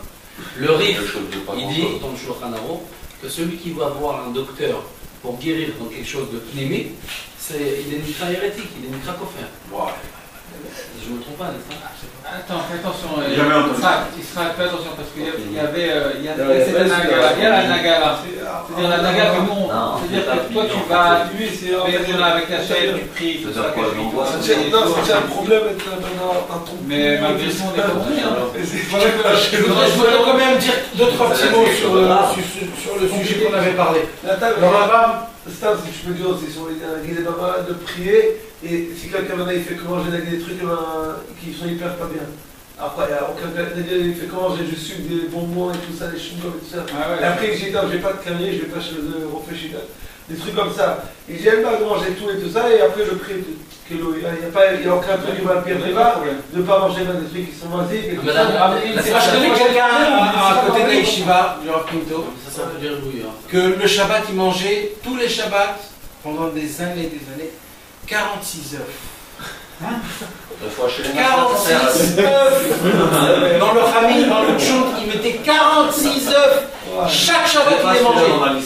Et il est très bien, il n'a aucun problème. Et ben, mec, il le fait les Shem Shabbat. Mais parce que c'est Shabbat. C'est parce qu'il le fait les Shem Shabbat. Fais-le toi Shabbat, tu vois ce qui va se passer. Moi, j'en ai mangé 4, je peux te dire ce qui s'est passé. Mais c'est quelqu'un qui fait les choses de Shem Shamaim, en vérité, Béhémet. Alors, tu vois, écouter l'histoire de Moi, je sais pas. Mais attends une seconde, David, je voulais juste dire quelque chose, parce qu'on a parlé du Rambam, et c'est important. Le Rambam, c'était un très grand tzaddik, et nous, on n'a rien qu'on peut parler contre lui. Maintenant, le Rambam, il y a un problème avec le Rambam. Et ce problème, c'est quoi? C'est que le Rambam n'a pas connu la Torah, la Kabbalah, le Zohar. Il n'a pas connu. Et donc, il ne savait pas qu'il y avait des Gilgulim. Comment on dit des Gilgulim? Des réincarnations. Des réincarnations. Il ne le savait pas ou il ne le savait pas. Il ne savait pas qu'il y avait des réincarnations. Il ne savait pas qu'il y avait dans le ciel des Neshamot, des trucs comme ça. Et donc, il n'y croyait pas dans les démons. Il ne croyait pas dans les forces du mal. Ah, il veut pas en son temps. Le Zohar n'était pas dévoilé. Le Zohar a été dévoilé 200 ans après le Rambam. Au temps du Ramban. Au temps du Ramban. Donc c'est peut-être son petit. Non, c'est pas le Rambam ou du Rambam? Rambam. Ça a été dévoilé au temps du Rambam. Le Rambam, il y a 1000 ans, il n'a pas connu. D'accord. Maintenant, c'est pour cela que le Rambam a écrit le livre Moreh Nevuchim. C'est-à-dire, comment on dit? Le guide des égarés. Le guide des égarés. Et là-bas, il explique des choses de la Gemara, parce que la Gemara, elle parle des démons. il t'explique que c'est pas ça du tout. Et il rentre dans un truc. C'est un livre kadosh, c'est-à-dire. Mourir le Vourim, c'est pas un livre kadosh. Non, on n'a pas le droit de l'étudier, mais c'est pas un livre kadosh du tout. Faut pas le regarder. Rien. Faut pas aller voir la Et bien là, il faut savoir une chose, le Rambam, il n'a pas écrit ça autant que livre. Le Rambam un jour a connu un élève, que cet élève était complètement athée, et il a écrit ce livre pour lui. Maintenant, celui-là, il avait un ami qui s'appelait Yehuda Even Tiboun. Yehuda Even Tiboun, c'était un écrivain. Il a écrit ce livre-là en arabe, il n'a même pas écrit en hébreu. Et il a pris ce livre-là, et il a été métargué en hébreu, et il a diffusé dans le monde. Et le Rambam ne voulait pas ça. Donc ça, c'est déjà une chose qu'il faut savoir. Maintenant, le problème, c'est qu'à la fin de sa vie, le Rambam a reçu une lettre d'un très grand tzaddik. On ne connaît pas son nom. Et dans cette lettre-là, ce tzaddik, il lui écrit tous les secrets de la Kabbalah, les Teshamot, les Sphirot, Dieu, le Tzimtzum, la lumière qui était infinie, que Dieu s'est contracté, toutes les choses comme ça. Et dès que le Rambam a lu ça, il est devenu fou. Et il a écrit une lettre, le Rambam à son fils, Rabbi Avraham, parce que le fils du Rambam, c'était lui le maître, après que le Rambam ait écouté Dieu. Il a écrit son fils, il a dit, écoute mon fils, je me remets aux questions sur plein de choses que j'ai écrites dans le livre des Égarés.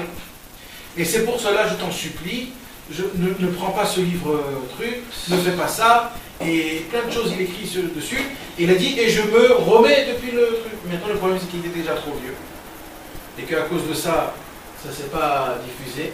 Mais le même Loez, il nous fait montrer la lettre exactement mot à mot de ce qu'il a écrit le même Mamash. La lettre qu'il a écrite à son fils, et que le Rambam a fait tchouva à la fin de sa vie, parce qu'il a écrit ce livre, et qu'à cause de ça, il a dû expliquer des choses qui étaient vraiment... Aujourd'hui on dit, mais comment il écrit des choses comme ça? Comment? Mais tout ça en fait c'était à cause de qu'en fait il ne connaissait pas la Torah de la Kabbalah. Mais il faut savoir. C'est comme ça que le même Moïse explique parce qu'il connaissait pas la Torah de la Kabbalah. Non, ça tout le monde explique, ça tout le monde le sait, mais le même Moïse il rapporte la lettre. Mais ça, tous les tzadikim expliquent, plein de tzadikim ils expliquent ça comme quoi c'est connu que le Rambam il a été, Kaviarol ne les connaissait pas, et c'est pour cela qu'il a dû passer surtout par la nature et pas que par Dieu. C'est pour ça que le Rambam c'est un très grand élève, c'est un très grand attaché à tout ce qui est nature. Fais ça, essaye de faire ça, essaye tout. Et à la fin, si tu vois que tu n'en peux plus, demande à Dieu. Mais tout ce que tu peux faire, voilà, d'abord achète une maison, après marie-toi, et apprends à tes enfants une mélacha, pour pas les laisser trop trucs. Plein de choses comme ça qui sont pas tombés dans la lara. dans ces choses-là, non. Mais Rabbeinu de Fourach, il a dit que quand le Mashiach il va venir, ça sera chez lui qu'on va étudier la halacha. Parce que c'est lui seul qui a écrit la halacha du Beth Amikdash, des korbanot, tous les trucs. Et à part la halacha de Avoda. Ça sera que ça pour l'instant. Après, mais il y a certains passages de son Mishneh Torah qui n'ont pas été. Ouais, au début, c'est là où il commence à parler de la nature. L'homme, il ne doit pas manger comme ça, il doit manger. Il a dit que Dieu lui pardonne pour son écrit des guides des égarés. Ouais. Et c'est sûr, parce que Bémet, lui aussi, il a vu le... Et ça a fait du Rambam quelque chose de pauvre. Il a souffert, c'est-à-dire c'est pas pachout. C'est marqué dans son dos. Ça c'était juste pour dire, mais il faut savoir un jour, on raconte que Rabbi Nathan, un jour il est sorti des toilettes, et il était en feu. Il avait mis la voûte, une ferveur inimaginable.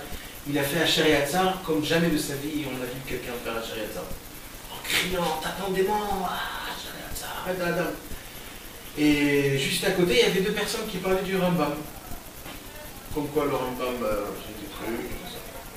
Dès qu'il a terminé à Shariatzar, Rabbi Nathan, il a attrapé cette main, il a dit, tu vois, comme moi j'ai fait un Shariatzar, ben comme ça le Rambam il le faisait tous les jours. C'est-à-dire d'un côté, on ne comprend pas. Tu comprends, ça veut dire. Il faut savoir que c'est spécial, c'est pas pachout. Mais quand même, après tout ça, parce qu'il est resté du Rambam, le Moré Nebuchim, le livre des égarés, c'est quelque chose que celui qui aime vraiment le Rambam, qu'il achète ce livre-là et qu'il le colle. Il n'y en a pas dans le monde. Celui-là, le Rambam l'embrassera dans le ciel. Parce que le Rambam lui-même ne voulait pas que ce livre soit publié. Bien sûr. Et ça fait du mal au Rambam jusqu'aujourd'hui. Si le Rambam il souffre, c'est à cause de ce livre-là. Parce qu'aujourd'hui, il y a plein de gens qui étudient ça et en plus Qu'est-ce que ça leur fait? Ça leur fait un truc contre Hachem en fait. Ah ben non, il a dit Il qu'il t'explique peut voir. Dieu naturel, c'est la chose la plus. Ah ben non, il a dit qu'il pouvait voir dans la face d'un homme s'il avait étudié ou pas le mot. Il perd son tselem Eloki, celui qui lit. Il perd son. Ça veut dire, ah ben non, bon, ben vraiment. Il vient te voir, il te parle d'un carré, est-ce qu'il peut devenir rond, est-ce que Dieu il peut faire comme ça? Viens. Non, pas. Donc, maintenant, pour revenir au concret. Non, c'est pas vraiment. Non. Pour revenir au concret, mes amis. Qui m'a expliqué. Mes amis, le concret. Encore Les 20 amis, minutes, le concret. de bus, 11h40. 20 minutes. Ah oui. C'est maintenant le bus pour la vie. Encore 20 minutes. Encore 20 minutes. Pour revenir au concret, un homme peut s'annuler que par la prière. Plus un homme il s'annule, plus il a plus de pouvoir. Comme Dieu. Dieu il s'est annulé complètement et c'est lui qui a tous les pouvoirs. Un homme qui veut faire des miracles et qui veut que la nature se plie devant lui, plus il s'annule, plus il arrivera. En fait, il ne se plie pas devant lui, en fait, il se plie devant Dieu. Ouais. Donc en fait, c'est la Ouais, mais nature. toi tu deviens Non, mais la Dieu. nature se plie Toi, devant tu l'homme. deviens Dieu. Il vient pas. Ouais, c'est pareil. La nature se plie devant toi. Bah, terre son femme, Et là, et le tzaddik, il est où? Et le tzaddik, où il est dans ça? Maintenant, comme nous, pardon, deux problèmes. Un problème, c'est qu'on n'arrive pas à vraiment vivre comme Dieu, parce qu'on est dans la terre. Deuxième problème, c'est qu'on n'arrive pas à faire cette chose-là parfaitement, de savoir s'annuler devant Dieu. Alors, nous, on doit, à travers la prière, s'attacher au tzaddik, que le tzaddik fait cette annulation et qu'il est inclus dans Dieu, et c'est lui qui puise de Dieu toutes les forces du monde entier pour nous le donner à nous. C'est ce qu'il dit, Rabbi Louis il a été. Haïti. Et c'est ça la grande force. Que quand on arrive à faire ça, et là Rabbi Nathan il nous rapporte plein d'exemples, comme quand on voit que les tzadikim ils avaient tous une force spéciale de monter vers Dieu, de recevoir tout ce qu'ils avaient besoin pour redonner aux autres. C'est pour cela qu'il y a écrit Via Minouba Hashem ou Moshe Avdo. Ils ont cru en Dieu et en Moshe. Quand ils ont cru en Dieu et en Moshe, la mer s'est ouverte. Le contre-nature. C'est qui a fait les 10 plaies, le contre-nature? Quand c'est passé par Moshe Rabbeinu. Avant, il n'y avait pas le contre-nature, parce que tout était normal, était prisonnier. Et il raconte encore plein de choses. Tous les contre-natures qui s'est passé dans l'histoire, c'était toujours quand ça s'est passé, quand les Juifs ils se sont attachés à un tzaddik, et le tzaddik a fait ce travail, avec Daniel, Mordechai, Là, dans cette Torah-là? Ouais. C'est quelle Torah? Ilchot Mila. Ah, Ilchot, c'est. Ouais, c'est l'Ikuta Alachot. Écoutez la faute. Ilchot Mila Alachade. C'est une mamash, une alacha spéciale. Une mamash spéciale qui nous parle de l'annulation. Comment c'est un travail énorme d'annulation, de s'annuler devant Dieu. Mauvais Nebuchim, là, on peut le trouver partout. Ça se trouve partout. Normalement, ouais. On peut Dans chaque livre. Non, c'est bien. Mais on fait du bien au Rambam. Béhémet, on fait du bien au Rambam, parce que le Rambam, il souffre à cause de ça. Il souffre, Béhémet qui souffre. Il souffre. Un homme qui veut faire vraiment du bien au Rambam, et le Rambam va lui rendre, il va lui donner des cadeaux dans ce monde-ci. C'est sûr et certain. Moi, j'ai un ami à moi, quand j'étais dans la yeshiva, c'est pour ça que je vous dis cette parole-là. J'avais un ami à moi dans la yeshiva, qui a fait ça de lui-même. Il a acheté au moins 15 ou 30 morts et et il les a tous enterrés. Et après, il est parti chez le Rambam et il a dit Rambam, voilà, j'ai enlevé ces livres-là, je veux que tu me fasses faire marier. Ben, le mec, dans le mois, il a fermé un chef-d'œuvre. Le mois. Le mois. Dans le mois quoi, là? Dans le mois, il a fermé le chef-d'œuvre. Il a terminé, il s'est fiancé. Dans le mois. Le Rambam, c'est. Ah, bah, à chaque fois, ils en sortent encore. Ouais, mais c'est quand même, ça veut dire c'est. On s'est de prier sur certaines, je crois, c'est les cas, on s'est de prier que je dois être encore dans le monde. Ça sort toujours. Non, de prier que ça sort plus. Comment? En tout cas, c'est sûr. De prier, que si vous rentrez, c'est sûr que si vous rentrez dans une Beta Knesset, une chose, et que vous voyez ce livre-là, de prendre. Il n'y a aucun problème de prendre ce livre, de mettre à l'église, c'est certain. Ça peut pas. C'est pas du vol. Non. C'est pas du vol. Est-ce que c'est. Comment c'est. Même si c'est la propriété, c'est et mitzvah tassé de raïta ou biarta aram et kirverato, j'ai enlevé le mal de ton. Et ça c'est si tu fais pas ça, c'est comme si c'est toi qui l'as fait faire. Et les gens ils vont l'ouvrir, ils vont l'étudier. On n'a pas le droit. Même quelqu'un a payé de son argent. Rien mal à sortir. C'est un grand livre, c'est un petit, c'est gros, c'est comment c'est? Comment c'est? Petit, grand, gros? C'est écrit sur le côté? Ouais, c'est des livres normaux, c'est un livre normal, comme tous les autres. Marron, comme ça? Ouais. Je vais chercher, je vais faire des recherches. Je vais faire ma façade. Toi tu prends Jérusalem, toi tu prends Béchémèche. Ne dis pas, ne dévoile pas les plans. T'imagines qu'un homme il perd son Tselem Eloki, rien qu'il voit ce qu'il y a écrit dessus, une ligne. C'est une mitzvah, d'enlever ce livre, de le mettre dans la Gnisa ou de Moi c'est l'enterrer. des Mizrachnikim ces livres-là. Bah oui, eux ils étudient ça. Non mais Mizrachim là-bas. Si tu vas à Merkaz Arabe, là-bas tout ça, tu peux te rouler avec une citron. Faut rouler à ta veste. Un gros sac de sport. Là, c'est grand, là, les doubles. C'est une chaud à la branche. J'ai entendu le jour de. On n'y va pas tant, tu vas y aller partout. Ah, le jour de la Yom Ha'atzmaut. Tous les ans, c'est la même chose. Il y a des guerres et des bagarres entre les Mizrachnikim et les Charedim à Rabat, tous les ans pareil. Ils arrivent d'un groupe de Mizrachnikim et dans la cour. Juste à l'entrée comme ça, ils se font comme un petit commando comme ça et tout, et puis ils font comme un commando. Ils font alors après c'est. Waouh! Et après c'est. Alors, et là, ils ont raison. Les Haredim, là-bas, il lui dit écoute. Et là, il lui a dit écoute, maintenant, on ne discute pas si c'est bien de faire, pas bien, t'as droit, t'as pas droit. On en a rien à faire. Il a dit 6 mois maintenant, le jour de Yom Ha'atzmaut, je vais. Un Haredi pouvait parler. Je vais là-bas chez toi à Misra, Merkaz Arabe, ou je ne sais pas où, et je viens et je dis, je fais Tachanoun avec tout le truc. Qu'est-ce qu'ils vont faire? Ouais. Alors il a dit, tu veux faire? Va faire chez toi. Pas chez nous. Ouais. Bon, il faut que je fasse comme ça, parce qu'avec parler, et puis après c'est ma requête de l'histoire du truc. Et j'ai entendu un figouche que je ne savais pas quoi. Et il disait, un type sérieux et tout, un machin, un Haredi comme ça, qui disait à l'autre que il parle de l'Acha, tout ça et tout, et il dit, mais comment il s'appelle, le grand, Eliashib, il dit, mais c'est Moshe Rabbeinu de notre Dor. Alors tu vas dire, ah non, c'est comme ça, c'est pas ça, nous on n'est pas d'accord, on n'est pas attachés, puis l'autre il a dit, mais moi je suis Faradi, il a dit, non c'est pas lui, c'est... On va dire. Alors il y en a deux Moshe en même temps, c'est... Bref, non mais pour te dire quoi, pour eux c'est... Nous aussi, on nous prend pour des fous parce qu'on dit que le tzaddik c'est Moshe. Mais c'est Baruch aussi pour eux. C'est Moshe. Et Eliashib, c'est le Moshe. Il y a une femme. Il est ça?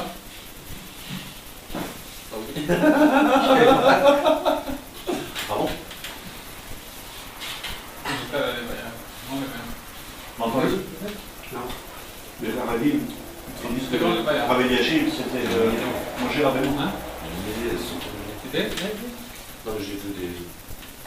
Mais chaque élève, On n'est pas parti des choux. il doit dire de son maître que c'était le Mashiach. Parce qu'il a foi en lui. C'est une question de foi. Il y a plein de gens qui ont foi dans le truc. Ça veut dire, ça prouve que c'est des gens bien. Alors pourquoi on a peur de dire que c'est le Mashiach? Non. C'est parce que là, on n'est pas en train de dire que Simplement, pas trop. David, on n'est pas en train de dire que c'est le Mashiach. Nous, on est en train de dire que c'est lui qui a dit que c'est le Mashiach. Oui. Il est fier. Ouais, c'était bien là aujourd'hui. Là, t'es en train de parler en son nom. T'es pas en train de dire ce que tu penses, toi. On voit dans Yemeshmoa, on voit qu'il a eu beaucoup de problèmes Rav Shmuel Horowitz avec ses enfants, il avait des maladies, des trucs, il y en avait un qui presque il allait mourir, il y en a qui m'ont dit, il y en a un sur je ne sais pas combien de milliers qui s'en sort en vie de son truc. Il n'a pas dit je me débrouillais qu'avec la fila et c'est tout. Il a pris à l'hôpital et tout, ils se sont occupés de lui et il faisait la Vodat Hashem, c'est-à-dire il faisait les pidionotes et il faisait les tfilotes et il allait, il demandait, il faisait à chaque fois des pidionotes et des trucs et des chassot et des trucs. C'est pas que tu vois, il faut avoir on n'est pas de ce niveau-là de. Allez, comme ça. Pourquoi? Si quelqu'un est dans Je suis pas d'accord avec toi. On n'est pas de ce niveau-là. Pourquoi pas? Mais si quelqu'un est dans À un certain niveau, alors ne dis pas non. On n'est pas de ce niveau-là. Qui? Toi, tu dis on n'est pas de ce niveau-là. Qui? Tout le monde? Parce que toi, tu. Si quelqu'un est dans ce niveau-là, quoi. Tu peux pas dire. Quand même, Tu peux pas généraliser. Je te dis, si le Rav Shmuel Horowitz qui est un Oved Hashem comme ça, tu vois, ils Ils ont pris le petit. Ils ont fait la truc d'appliquer à très basse qu'il fallait faire. Et ils ont fait les pilotes aussi. Après, c'est le maximum. Et tu sur ça la table. Je le donne jusqu'à moi. C'est très bon, X5. Super mal, c'est merveilleux ça. J'aime ces petits moelleux. Ça descend tout seul. Ah, C'est quoi ta femme? Ta femme? Ah ouais, bien sûr. Ah, mais ça, c'est vraiment vraiment à revendre. Moi j'ai fait une fois des pâtissiers, ils se sont tous moqués de moi. Et l'autre, il en a de faire des T'entends ce que je dis à la fin, ils disent qu'ils font faire aussi des trucs, des trucs. Moi je pense que ce que tu dis là, Chacun selon il son faut faire ça et ça. Voilà, c'est selon son niveau. Comment dire, Tu te le piques. Non, tu te piques, c'est comme si, non, c'est comme si tu joues maintenant, tu vas au casino pour gagner et tu joues sur tous les tableaux en même temps.